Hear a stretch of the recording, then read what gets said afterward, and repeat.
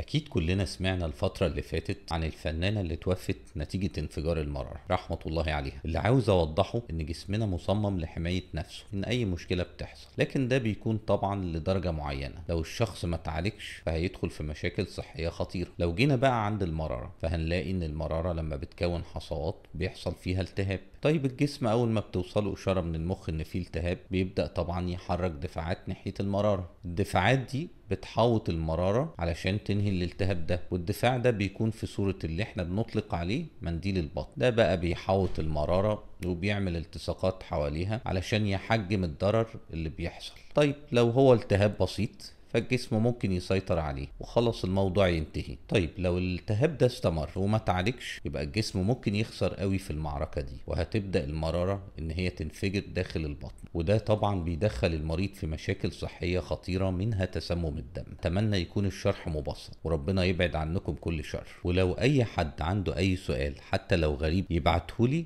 وهجاوب عليه في فيديو.